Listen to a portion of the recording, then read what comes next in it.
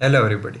It was a great learning knowing about the concepts of design thinking and reading the problems of other people's over it.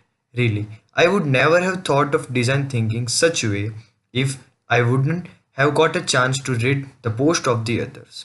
Now, as the module 2 is here, so the field which I have chosen for my design problem is education. Moving to the next question.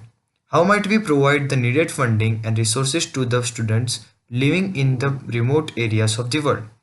So, I would like to answer that in today's world, when the technology is growing at a very fast rate and new fields of science and education are being explored, there are some who still, if they could have basic elementary education.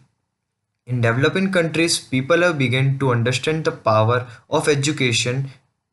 Like in some villages of India, there are no schools.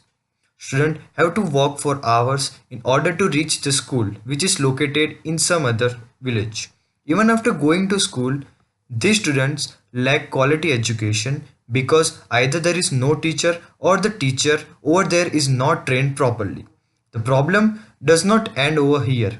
If some student is willing and hardworking, then they don't have the proper learning material and books. This is not only the situation of rural India but many African countries also. So moving to the next question, how might we provide the same level of education to differently abled people? Education is a universal human right, but still a large number of disabled students in developing nations are deprived of education. This is a straightforward act of discrimination against these students. In order to provide a good quality education to these students, we need highly trained professionals and specially built schools. So, which is a problem in some developing countries which lack in providing a school to normal children as we have discussed in the above question.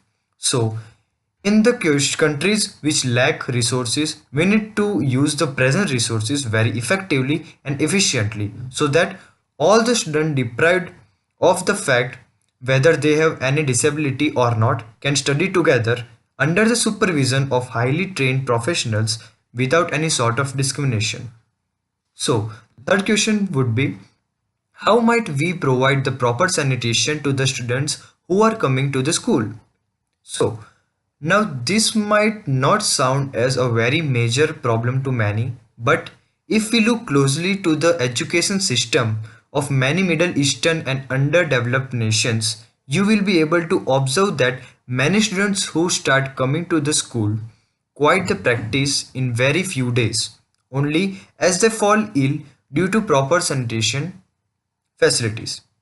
Now, for a family which earns less than $1 per day, sending their children to the school instead of sending them to earn is also a big deal. So now when you have got the students to the school, you also need to look out of their proper nourishment and cleanliness. So in order to tackle these problems, what we can do is that we can get the classrooms clean every day and a regular pest control. And one thing which is very important in made is properly made washrooms separate from both boys and girls. We can also follow the scheme of Delhi government of providing midday to all the students in the school, which ensures that all the students get healthy food and also increase the number of students coming to the school. So, now these are some few problems which I feel of great concern in modern day world. Thank you for reading me. Regards, Manav Patel.